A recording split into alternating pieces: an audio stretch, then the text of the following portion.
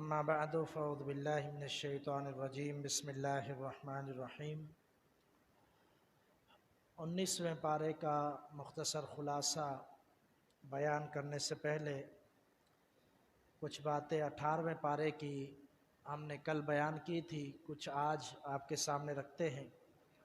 18واں پارہ جیسے ہی شروع ہوتا ہے اللہ تعالیٰ یہ فرماتا ہے قد افلح المؤمنون، مومنین کامیاب ہو گئے، ایمان والے کامیاب ہو گئے۔ یہاں سے ایک بات پتہ چلتی ہے کہ یہاں پہ یہ نہیں کہا گیا قد افلح المسلمون کہ مسلمان کامیاب ہو گئے، بلکہ یہاں کہا گیا ہے کہ قد افلح المؤمنون، مومن کامیاب ہو گئے، جس سے واضح طور پر پتہ چلتا ہے کہ مسلمان اور مومن کے اندر کچھ فرق ضرور ہے۔ ایک بندہ مسلمان ہوتا ہے اور بے عمل ہوتا ہے، وہ مومن کے درجے کو نہیں پہنچ سکتا۔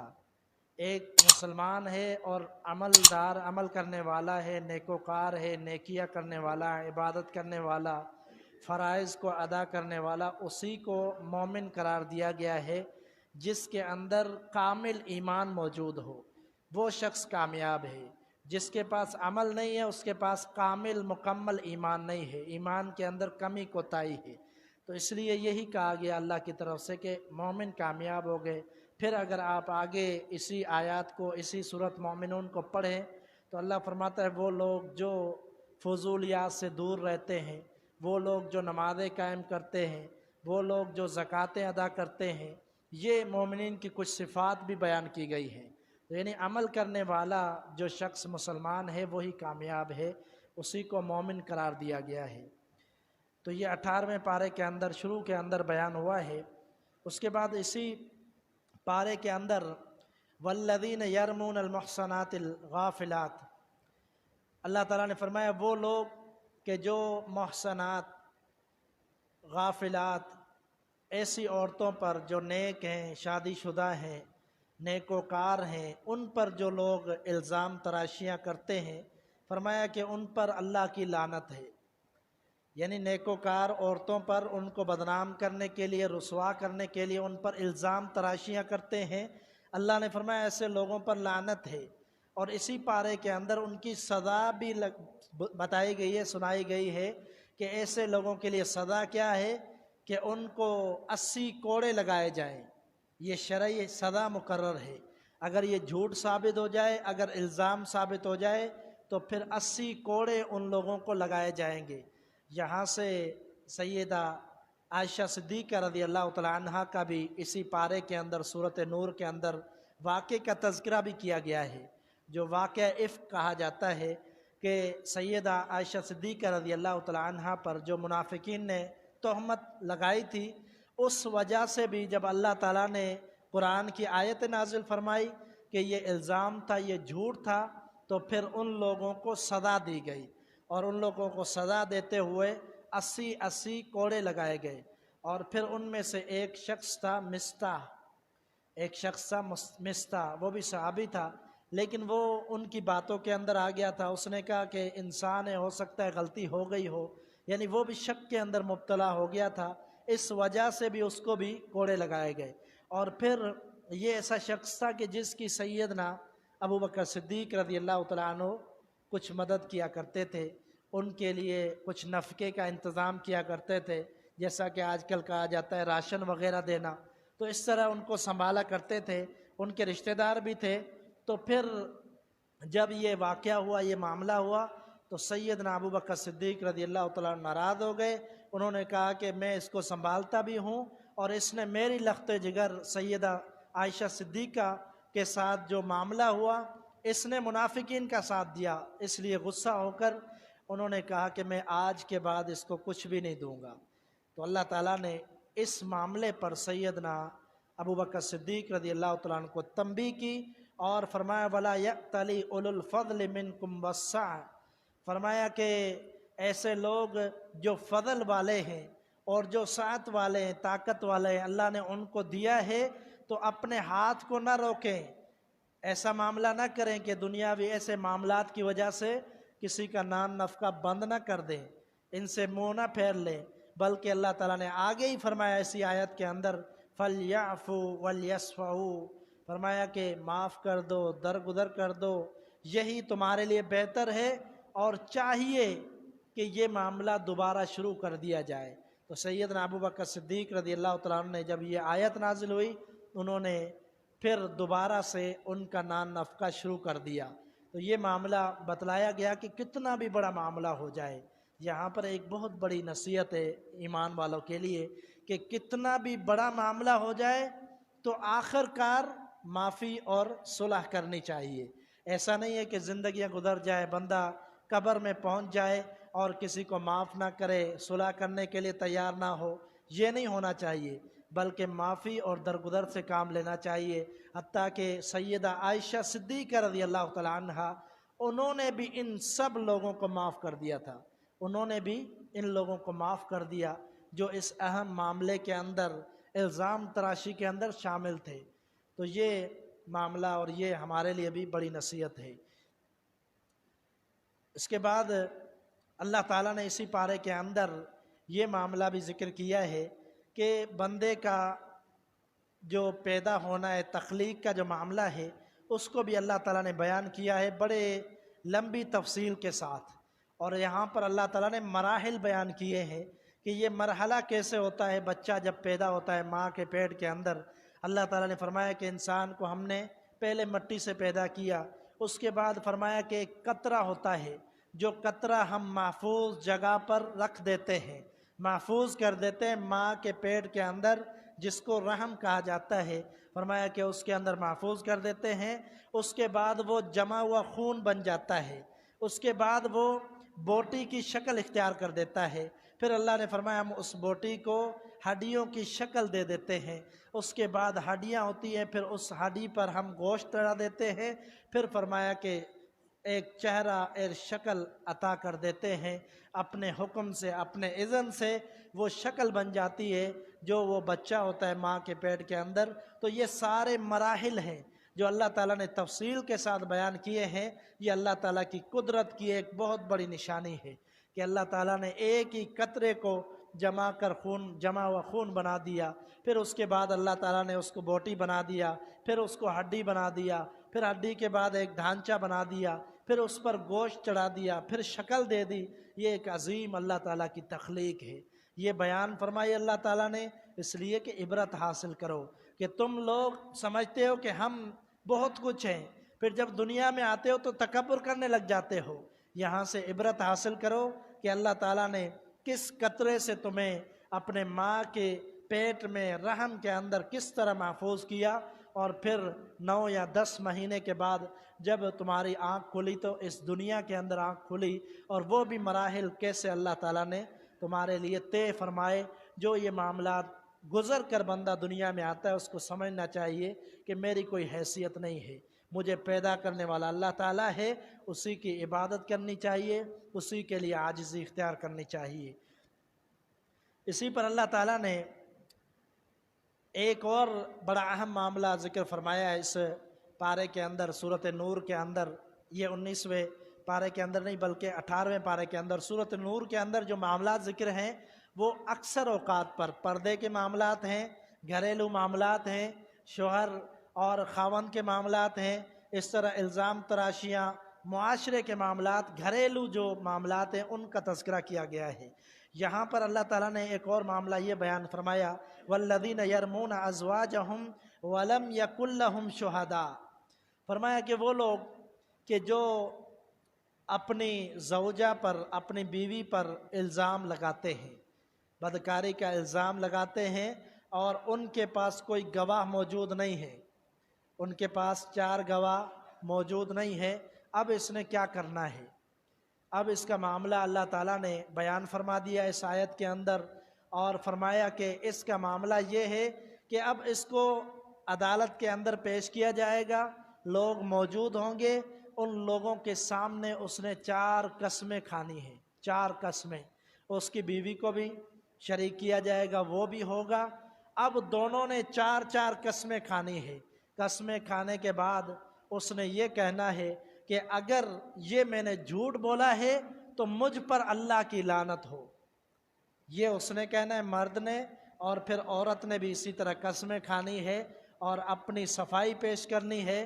یہ معاملہ بڑا اہم معاملہ ہے کہ اگر کوئی میاں بیوی کا معاملہ اس وجہ سے خراب ہوتا ہے کہ کوئی بدکاری کا معاملہ اور الزام لگایا جاتا ہے، تو اس کے لیے لعان کا معاملہ ہے۔ تو یہ احادیث کے اندر بڑی وضاحت کے ساتھ اور تفصیل کے ساتھ موجود ہے۔ نبی صلی اللہ علیہ وسلم کے دور کے اندر بھی ایسا واقعہ پیش آیا، آپ صلی اللہ علیہ وسلم نے اسی طرح فرمایا تھا اور اسی طرح فیصلہ کیا تھا۔ پھر وہ عورت جو تھی اس پر الزام ثابت تو ہوا تھا، لیکن اس نے ظاہری طور پر یہ کہہ دیا کہ میں اپنی قوم کو رسوا کرنا نہیں چاہتی۔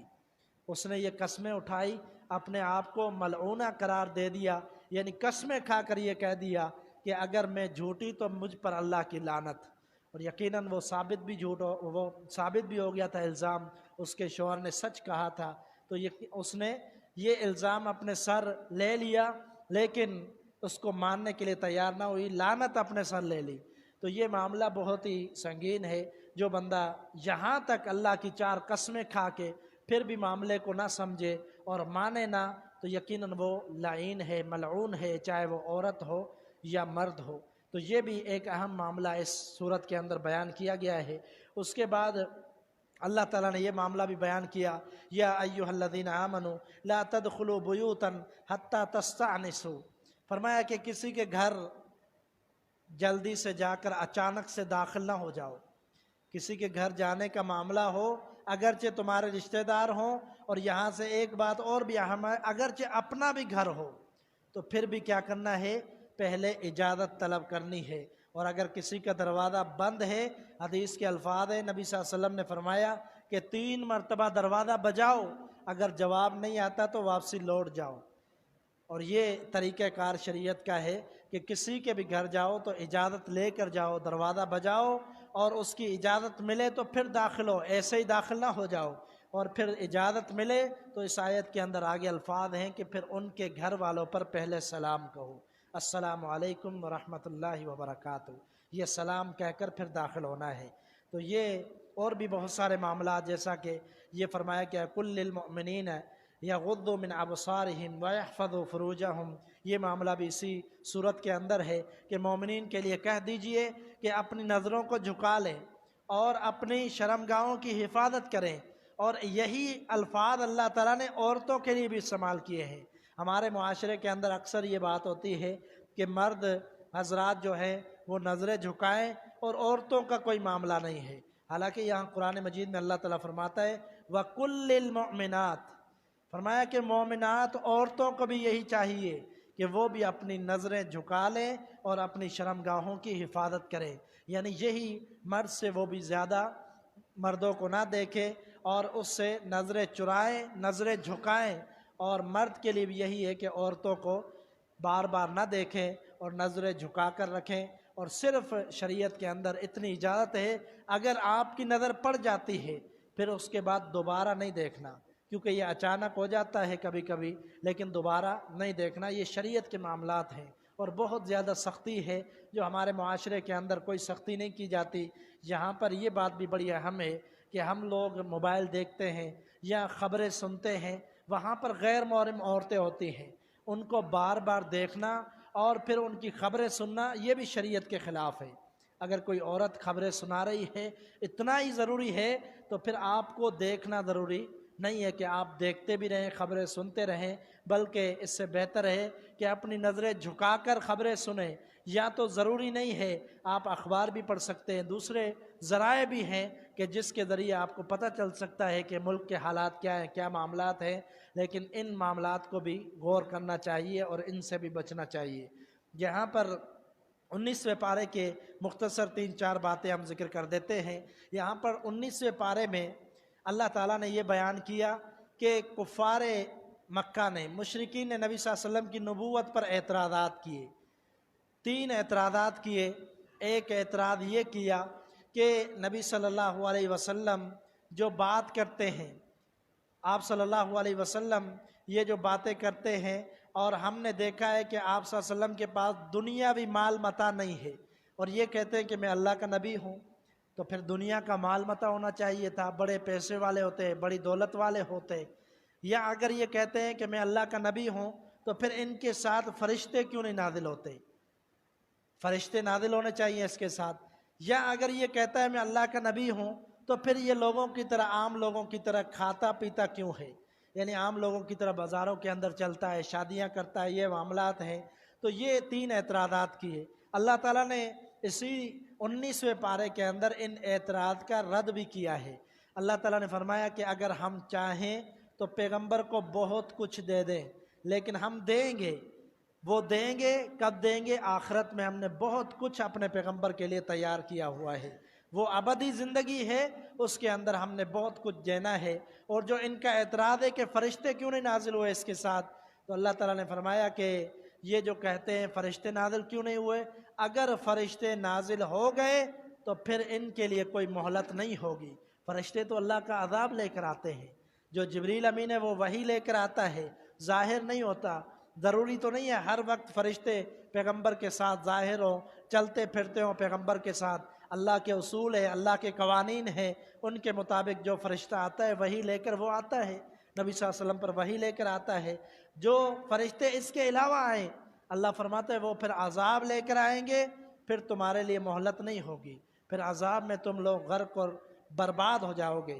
یہ بار بار یہ نہ کہو کہ کیوں نہیں فرشتے نازل ہوتے۔ اور تیسرا اعتراض ان کا کہ یہ بازاروں کے اندر گھومتا ہے پھرتا ہے، کھانا پینا یہ ہماری طرح ہے۔ تو اللہ تعالیٰ نے فرمایا کہ ہم نے اس سے پہلے جو پیغمبر بھیجے ان کو بھی دیکھ لو، وہ بھی یہی کرتے تھے، وہ بھی شادیاں کرتے تھے، وہ بھی کھانا پینا کھاتے تھے۔ ضروری نہیں ہے کہ فرشتہ پیغمبر بنے، پیغمبر اللہ نے تم میں سے ہی بنانا ہے۔ سیدنا ابراہیم کی دعا بھی ہے، اللہ انہی میں سے ان کے لیے پیغمبر بھیج۔ اگر پیغمبر فرشتے ہوتے تو فرشتوں کو انسانوں کے کیا معاملات کا پتہ؟ انسان کے معاملات الگ ہیں، ان کے معاملات الگ ہیں۔ تو یہ بے جا اعتراضات انہوں نے کیے، اللہ نے ان کا رد بھی فرمایا اسی پارے کے اندر۔ اور اللہ تعالیٰ نے فرمایا وَيَوْمَ يَحْشُرُهُمْ وَمَا يَعْبُدُونَ مِن دُونِ اللَّهِ، کل قیامت کے دن اللہ تعالیٰ یہ فیصلہ فرمائے گا۔ دنیا کے اندر یہ فلاں کو بھی پکارتے ہیں، فلاں کو بھی پکارتے ہیں، اس کو بھی ولی مانتے ہیں، اسی کو بھی اللہ کے قریب مانتے ہیں، نعوذ باللہ، اس کو بھی رب مانتے ہیں، اس سے بھی اولادیں مانگتے ہیں۔ یہ بہت سارے انہوں نے بت بنائے ہوئے ہیں اور بہت ساروں کو اپنا رب مانتے ہیں۔ اللہ تعالیٰ نے فرمایا ان کو بھی ہم کل قیامت کے دن جمع کریں گے اور ان کو بھی جمع کریں گے جو ان کو اللہ کے علاوہ پکارتے تھے۔ پھر جن کو پکارتے تھے ہم ان سے کہیں گے کہ ذرا یہ بتلاؤ کہ تم لوگوں نے ان کو کہا تھا، تم لوگوں نے کہا تھا ہم سے اولاد مانگنا، تم لوگوں نے کہا تھا کہ ہمیں ہی پوجنا، ہماری عبادت کرنا، ہمیں سجدے کرنا۔ تو وہ کیا کہیں گے؟ اللہ ایسا ہم نے نہیں کیا، ہم تو صرف تیری ہی عبادت کیا کرتے تھے۔ یہ وہ اقرار کریں گے، پھر وہ لوگ جو ان کے پیچھے لگے ہوئے تھے وہ ناکام و نامراد ہو جائیں گے، پھر اللہ کے عذاب سے وہ بچ نہیں سکتے۔ جب وہ ان کو پکارتے تھے کل قیامت کے دن وہ انکار کر دیں گے، یہ اپنی مرضی سے ان کے پیچھے لگے تھے۔ اور پھر اللہ تعالیٰ نے فرمایا یہی لوگ کیا کہیں گے جب ان کو عذاب ملے گا؟ وقال الرسول، یہی لوگ کہیں گے یا لیتنی اتخذت مع الرسول سبیلا، کہیں گے کاش ہم رسول کے راستے کو پکڑ لیتے، کاش کہ جو اللہ کے رسول نے ہدایت کا راستہ بتلایا تھا اسی کو پکڑ لیتے، اسی پر چلتے، تو آج ہم اس عذاب کا مزہ نہ چکھتے، اس عذاب میں مبتلا نہ ہوتے۔ تو اس وقت افسوس کریں گے۔ چاہیے کہ دنیا کے اندر اپنی آنکھیں کھول لیں، قرآن و حدیث کو پڑھ کر سمجھ لیں، سیکھ لیں، اس کے مطابق زندگی بسر کریں۔ اور رسول اللہ صلی اللہ علیہ وسلم جو پیغمبر اس امت کی ہدایت کے لیے آئے، وہ پیغمبر بھی اس امت پر کل قیامت کے دن گواہ بن جائے گا۔ اللہ تعالیٰ نے فرمایا وقال الرسول یا رب ان قومی، بے شک میری قوم نے، اے اللہ میری اس قوم نے اس قرآن کو چھوڑ دیا، اس قرآن کو چھوڑ دیا جو قرآن تو نے اس کی ہدایت کے لیے بھیجا تھا، میں نے جو ان کو پڑھ کر سنایا، اللہ انہوں نے قرآن کو چھوڑ دیا، بھلا دیا۔ اب جب پیغمبر ایک بندے کا سفارشی نہ بنے بلکہ اس کے خلاف گواہی دے تو پھر اس بندے کا کیا بنے گا کل قیامت کے دن؟ تو اسی لیے قرآن کو پڑھنا، اس کو سمجھنا اور اس کے مطابق عمل کرنا بھی ضروری ہے، رسول کی اتباع بھی ضروری ہے۔ اسی آیت کے اندر، اسی پارے کے اندر اللہ تعالیٰ نے پیغمبر کو یہ حکم دیا وَأَنذِرْ عَشِيرَتَكَ الْأَقْرَبِينَ، اے پیغمبر اب اٹھیے، کھڑے ہو جائیے، اپنے قریبی رشتہ داروں کو اللہ کی عبادت کی دعوت دے۔